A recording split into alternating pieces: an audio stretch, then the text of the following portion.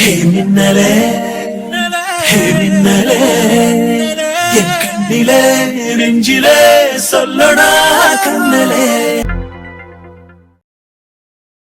Show, இந்த வண்டி சாவி எங்க வச்சேன்? நேற்று நைட்டு வண்டியிலேருந்து சாவி எடுத்தனா? எடுத்தனே. அப்போ ரூம்ல தான் எங்காவது வச்சிருப்பேன். ஐயோ, திரும்ப இப்போ உள்ள போகணுமா? இப்பதான் வெளியே வந்தேன். திரும்பி உள்ள போனா அவ வேற முன்னாலே உட்காந்துருக்கா. திரும்ப டென்ஷன் ஆவாளே. ஐயோ பீச் செல்லக்குட்டி, சாவி கொண்டு வந்துட்டியாடி? நான் திரும்ப உள்ள போகணுமான்னு நினைச்சேன்.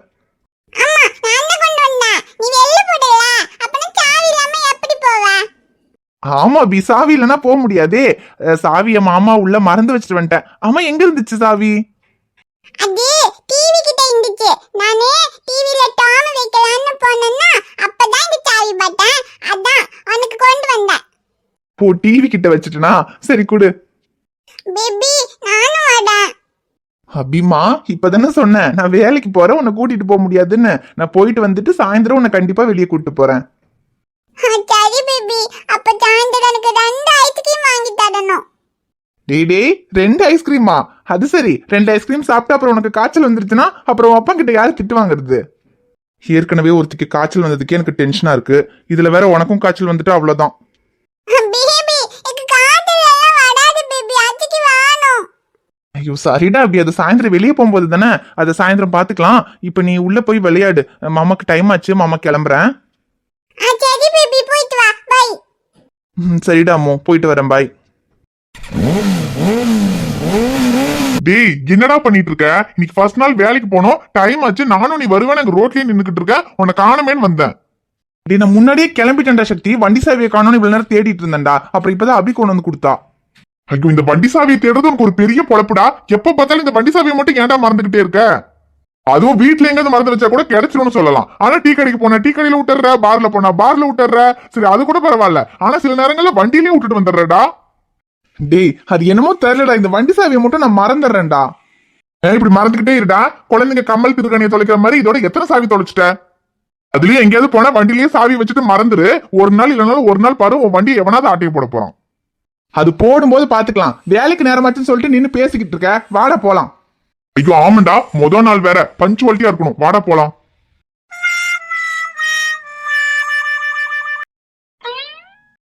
தம்பிகளா, இன்னைக்கு முதல் நாள் வேலை, நல்ல பொறுப்பா வேலை பார்க்கணும். என்ன? சரிங்கண்ணா, அதெல்லாம் கரெக்டா பாத்துருவோம். பார்க்கணும். அப்புறம் டாக்டர் சார் சொன்னதுனாலதான் உங்க 2 பேரையும் வேலைக்கு சேர்த்தி இருக்கேன். வேலையில கண்ணும் கருத்துமா இருக்கணும். ஏதாவது 2 பேரும் குளறுபடி பண்ணீங்கன்னு தெரிஞ்சது அப்பவே சீட்டை கிழிச்சு அனுப்பி விட்டுருவேன். ஐயோண்ணா, அப்படியெல்லாம் சொல்லாதீங்கண்ணா. நாங்க 2 பேரும் எவ்வளவு பொறுப்பா வேலை செய்வோம்னு உங்களுக்கு தெரியாது. இதுக்கப்புறம் பாருங்க எங்க பொறுப்பை. பாக்குறேன். சரி, 2 பேரும் ஒர்க் ஷாப் வேலைக்கு வந்திருக்கீங்களே, முன்ன பின்ன ஏதாவது அனுபவம் இருக்கா? அனுபவம்லாம் எதுவும் இல்லைண்ணா. நாங்களும் இப்பதான் காலேஜ் முடிச்சிருக்கோம். ஆனா வண்டியை பத்தி ஓரளவுக்கு எல்லாமே தெரியும். நீங்க ஏதாவது கொஞ்சம் சொல்லி கொடுத்தீங்கன்னா நாங்க அப்படியே கத்துக்குவோம். ஆமாண்ணே. அப்புறம் இந்த கழட்டுறது மாட்டுறது அதெல்லாம் கொஞ்சம் எக்ஸ்பீரியன்ஸ் இருக்குண்ணே. என்னது அண்ணா? டயரை சொன்னேண்ணே. இந்த வண்டியில டயர் பஞ்சர் ஆயிடுச்சுன்னா கழட்டுறது மாட்டுறது அதெல்லாம் நாங்களே பண்ணிடுவோண்ணே. டயரை கழட்டி மாட்டினா மட்டும் பத்தாதுலே, இன்னும் ஏகப்பட்ட வேலை கிடக்கு. அதெல்லாம் ஒவ்வொரு வண்டியா வரும்போது நான் ஒன்னொன்னா சொல்லி தரேன், கத்துக்கங்க.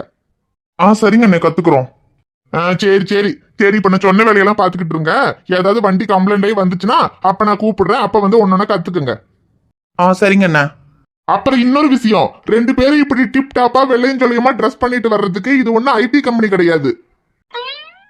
இது ஒர்க் ஷாப். இங்க வேலை செஞ்சா சட்டையில ஆயில் கிரீஸ்ன்னு எல்லாமே ஆகும். அதனால வரும்போது கிழிஞ்ச சட்டை பழைய சட்டை ஏதாவது இருந்தா போட்டுக்கிட்டு வாங்க. இந்த மாதிரி காலேஜுக்கு போற மாதிரி ரெடி ஆக்கிட்டு எல்லாம் வராதிங்க.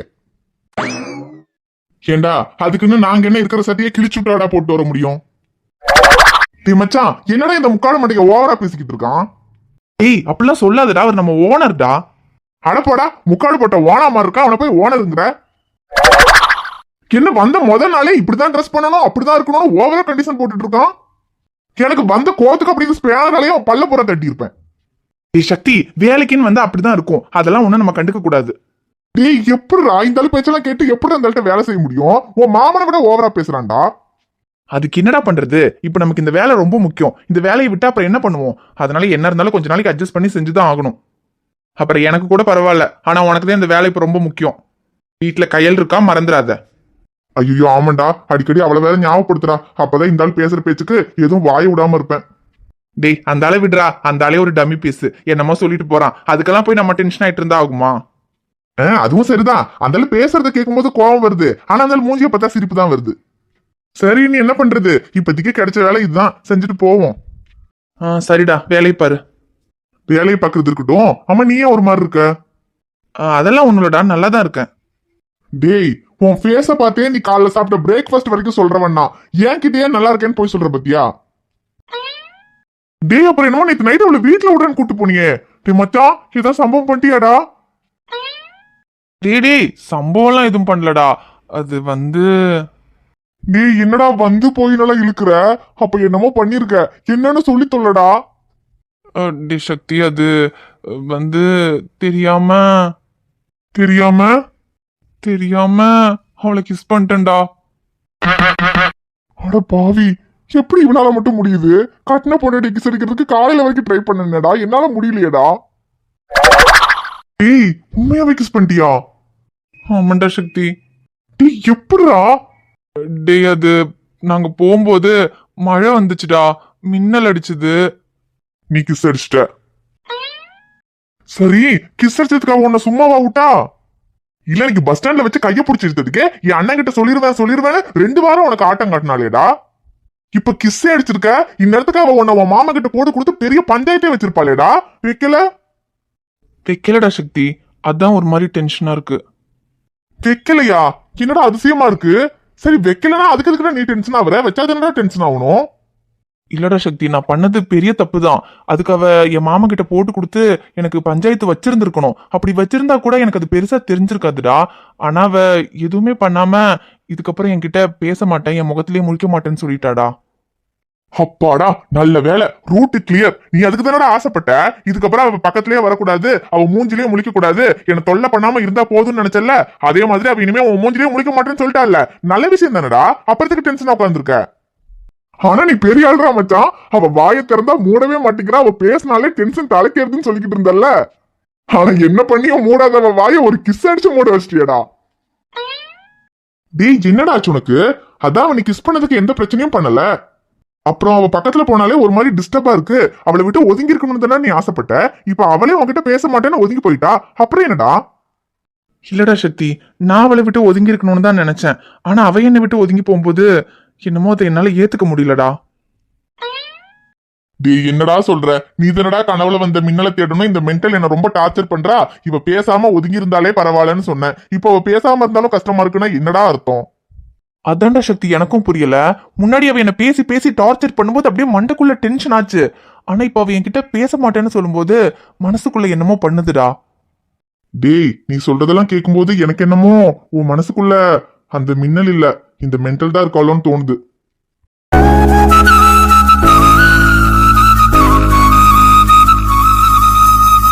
டே அதெல்லாம் ஒண்ணும் இல்ல. நான் என் கனவுல வந்த மின்னலை தான் லவ் பண்றேன். அவளை லவ் பண்றேனா? அப்புறம் இவ பேசாததுக்கு எதுக்குடா இவ்வளவு ஃபீல் பண்ணிட்டு உட்காந்துருக்க? நான் இப்பவும் சொல்றேன், கனவுல வந்தவளுக்காக நீ நெச்சத்தை விடுறியோன்னு எனக்கு தோணுது. டே லூஸ் மாதிரி பேசாத. அதெல்லாம் எதுவும் இல்ல. என் மனசு மொத்தமும் என் மின்னல் மட்டும்தான் இருக்கா. அப்படியா? சரி, மனசு மொத்தம் மின்னல் தான் இருக்கானா? அப்புறம் எதுக்கடா இவளை கிஸ் பண்ண? சரி, கிஸ் பண்ணதை கூட விடு, ஏதோ மழை வந்துச்சு மின்னல் அடிச்சிச்சு தெரியாம கிஸ் பண்ணிட்டேன்னு வச்சுக்கலாம். ஆனா அவ பேசுறதுக்கு எதுக்கடா இவ்வளவு ஃபீல் பண்ணிட்டு உட்காந்துருக்க? டேய், கிஸ் பண்றதுக்கு காதல் இருக்கணும்னுலாம் ஒன்னும் அவசியம் இல்ல. ஆனா ஒருத்தி பேசாததுக்கு மனசு இவ்வளவு வலிக்குதுன்னா அது காதல் இல்லாமையெல்லாம் வலிக்காது. எனக்கு என்னமோ உனக்கு அவன் மேல இருக்கிறது காதல்னு தான் தோணுது.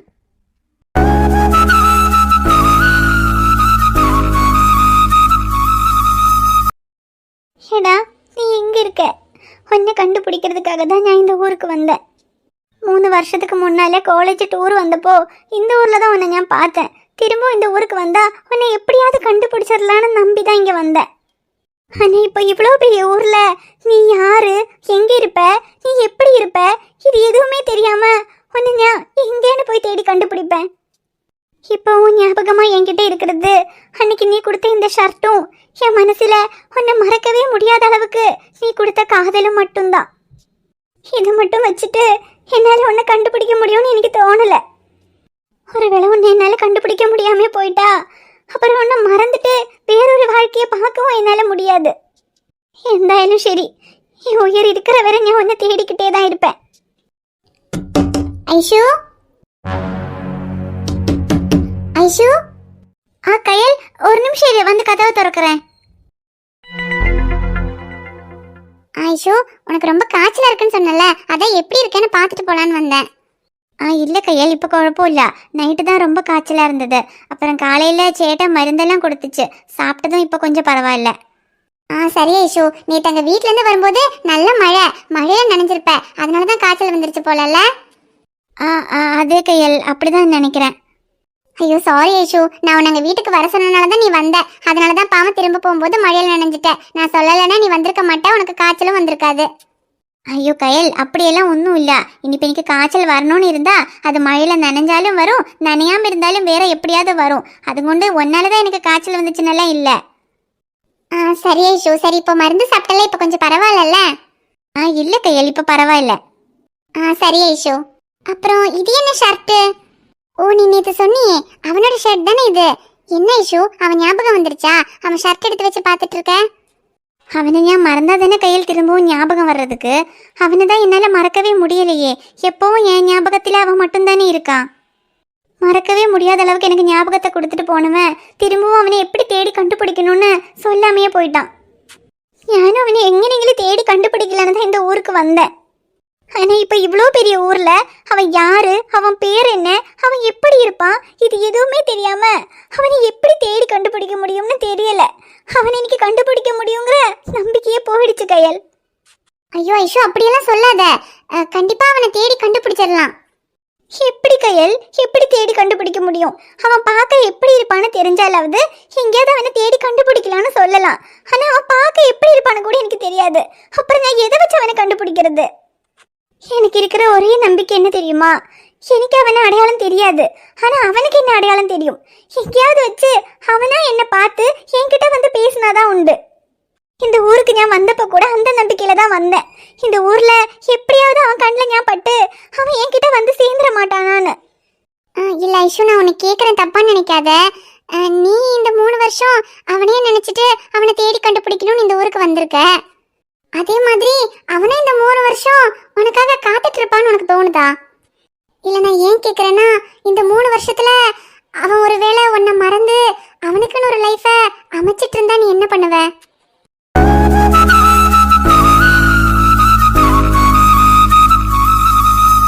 ஐயோ ஐஷு, நான் உன்னை கஷ்டப்படுத்தணுங்கிறதுக்காக சொல்லல. இப்போ ஒருவேளை நம்ம எப்படியாவது அவனை தேடி கண்டுபிடிக்கிறோம்னே வச்சுக்குவோம். ஆனா கண்டுபிடிச்சதுக்கு அப்புறம் ஒருவேளை அவனுக்கு வேற ஒரு லைஃப் இருக்குன்னு தெரிஞ்சா அப்போ அதை நீ தாங்கிக்கணும்ல, அதுக்காக தான் கேட்டேன். இல்லை கையல், எனக்கு புரியுது. அவனுக்காக இந்த 3 வருஷம் நான் அவனையே நினைச்சிட்டு காத்திருந்த மாதிரி அவனும் எனக்கு வேண்டி காத்திருக்கணும்னால ஒன்றும் இல்லை. ஒருவேளை அப்படி நீ சொல்ற மாதிரி அவனுக்கு வேறொரு லைஃப் இருந்தா கண்டிப்பா நான் அவனை டிஸ்டர்ப் பண்ண மாட்டேன். ஆனா எனக்கு வேண்டியது ஒன்று மாத்திரம் தானே.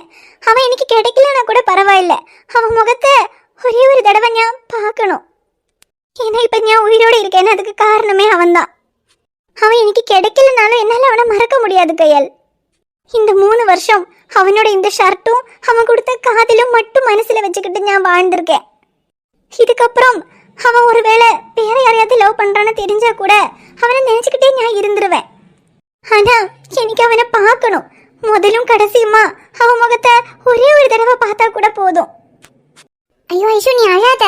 சரி, அவனை எப்படியாவது தேடி கண்டுபிடிச்சிடலாம். எங்கன கையல், எங்கன அவனை தேடி கண்டுபிடிக்கிறது? அதான் நீ அவனை பார்க்கலன்னு சொல்ற. சரி, அவன் பேர் தெரியுமா? பேர் தெரிஞ்சாலாவது எப்படியாவது கண்டுபிடிக்க முடியுமான்னு ட்ரை பண்ணலாம்ல. பேரா? ஒரு நிமிஷம் இரு கையல். கையல், அன்னைக்கு அவன் இந்த பைக் சாவியை விட்டுட்டு போயிட்டான். இதுல ஷமீருங்கிற பேர் இருக்கு. இனிப்பது அவனோட பேரா இருக்குமா? இது அவனோட பைக் தானே, அப்போ அதுல இருக்கிறது அவனோட பேரா தான் இருக்கணும். ஏன்னா இப்ப கல்யாணம் ஆனவங்களா இருந்தா ஒய்ஃபோட பேர் இருக்க மாதிரி கீ செயின் போட்டிருப்பாங்க. இல்ல குழந்தை இருந்திருந்தா குழந்தையோட பேரை வச்சு கீ செயின் போடுவாங்க. கல்யாணம் ஆகாதவன்னா அப்ப அவனோட பேர் தானே கீ செயினா போட்டிருப்பான். அப்ப இதுல இருக்கிறது அவனோட பேரா தான் இருக்கும்னு சொல்றியா? ஆனா ஷமீர்னு பேர் இருக்கு, அப்ப அவன் முஸ்லீமா இருக்குமோ? ஆமா, ஷமீர்ன்ற பேர் இருந்தா முஸ்லீமா தான் இருக்கும். ஏன் இஷு, ஒருவேளை முஸ்லீமா இருந்தா வீட்டுல பிரச்சனை வரும்னு பாக்குறியா? ஐயோ நீ ஒன்று கையல், இனிப்போ அவன் முஸ்லீமோ ஹிந்துவோ இனிப்போ ஆறானுங்க எனக்கு குழப்பம் இல்லை, எனக்கு அவன் கிடைச்சா போதும்னு இருக்கு. എന്നാലും கையல், ஷமீருங்கிற இந்த பேரை மட்டும் வச்சுட்டு அவனை எப்படி கண்டுபிடிக்க முடியும்? இந்த ஊர்ல ஷமீருங்கிற பேர்ல எவ்வளவோ பேர் இருப்பாங்கல்ல. ஆமா, ஷமீருங்கிற பேர்ல நிறைய பேர் இருப்பாங்க. ஆனா ஷமீருங்கிற பேர்ல ஒன்ன தெரிஞ்சவன் அவன் மட்டும் தானே இருப்பான். நம்ம இந்த ஊர்ல ஷமீருங்கிற பேர்ல யாரெல்லாம் இருக்காங்கன்னு விசாரிப்போம். அப்போ அங்க போய் பார்த்தா அவனுக்கு ஒண்ணு தெரியும்ல. நீ சொல்றதும் சரிதான். அப்போ ஷமீருங்கிற பேர்ல இங்க யாராவது இருக்காங்களான்னு விசாரிக்கலாம். ஷமீருங்கிற பேரை நான் கூட எங்கேயோ கேட்ட மாதிரி தான் இருக்கு. ஆனா எங்க கேட்டதா ஞாபகம் இல்ல. என்ன சொல்ற கையல், இந்த ஊர்ல உனக்கு தெரிஞ்ச ஷமீர்னு யாராவது இருக்காங்களா? ஐயோ எனக்கு தெரிஞ்செல்லாம் யாரும் இல்ல ஐஷு. நான் தான் சொன்னேனே, நான் எப்பவுமே ஹாஸ்டல்லே தான் இருந்திருக்கேன். இந்த ஊருக்கு நான் அவ்வளோக்கு வந்ததே இல்ல. எப்பவாவது லீவுக்கு வந்தா ஒரு வாரம் தான் இருப்பேன், அதுக்கப்புறம் திரும்ப ஹாஸ்டலுக்கு போயிடுவேன். வந்தாலும் இங்க வீட்டுக்குள்ளேயே தான் இருப்பேன். இந்த ஊர்ல எனக்கு ஃப்ரெண்ட்ஸ்னு கூட யாரும் இல்ல. இப்ப நீ வந்ததுக்கு அப்புறம் தான் உன் கூட பேசிக்கிட்டு இருக்கேன். ஆனா இந்த பேரை நான் எங்கேயோ கேட்டிருக்கேன், ஆனா எங்க கேட்டேன்னு தான் ஞாபகம் இல்ல. சரி கையல், என்னாலும் இந்த ஊர்ல இந்த பேர்ல யாரெல்லாம் இருக்காங்கன்னு நம்ம யார்கிட்டயாவது கேட்டு பார்க்கலாம். அதெல்லாம் ஒன்றும் பிரச்சனை இல்லை ஐஷு. என் அம்மாக்கு இந்த ஊர்ல எல்லாரையுமே தெரியும். நான் வேணும்னா அம்மா கிட்ட ஷமீர்ங்கிற பேர்ல இந்த ஊர்ல யாராவது இருக்காங்கன்னு கேட்டு பார்க்கறேன். சரி கையல், நீ கேட்டு பாரு. ஷமீர்ங்கிற பேர்ல யாரெல்லாம் இருக்காங்களோ அவங்களெல்லாம் போய் பார்த்தா கண்டிப்பா அவன் சீக்கிரமா கிடைச்சிருவான்னு தோணுது. ஆமா ஐஷு, அவன் இந்த ஊர் தான் உனக்கு கன்ஃபார்மா தெரியும்ல. இந்த ஊரா இருந்தா கண்டிப்பா இந்த ஊர்ல ஷமீர்ங்கிற பேர்ல யாரெல்லாம் இருக்காங்களோ அவங்கள போய் பார்த்தா அவன் சீக்கிரமாவே கிடைச்சிருவான். ஆமா கையல், அவன் இந்த ஊர் தான், எனக்கு நல்லா தெரியும். அப்புறம் என்ன, கவலையை விடு. இந்த ஊர்ல ஷமீர்ங்கிற பேர்ல யாரெல்லாம் இருக்காங்களோ அவங்கள தேடி கண்டுபிடிச்சா போதுமே. இவ்வளவு நாள் அவன் யாரு என்ன எப்படி தேடுறதுன்னு கூட தெரியாம இருந்த. ஆனா இப்போ பேர் கிடைச்சிருக்கு. இந்த பேரை வச்சு அவனை ஈஸியா கண்டுபிடிச்சிடலாம். ஐயோ கையல், அங்கே மாத்திரம் நீ சொல்ற மாதிரி அவனை கண்டுபிடிச்சிட்டா எனக்கு அது போதும் கையல். கண்டுபிடிச்சிடலாம் ஐஷு, நீ கவலைப்படாத.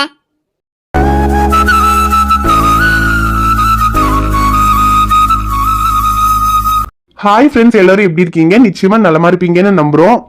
இந்த வீடியோ உங்களுக்கு பிடிச்சிருந்தா மறக்காம வீடியோவுக்கு லைக் பண்ணுங்க, கமெண்ட் பண்ணுங்க, ஷேர் பண்ணுங்க. சேனலை சப்ஸ்கிரைப் பண்ணாம பாத்துக்கிட்டு இருந்தீங்கன்னா மறக்காம சப்ஸ்கிரைப் பண்ணுங்க. பாப்பா உங்களை பார்க்க நாளைக்கு வருவேன்.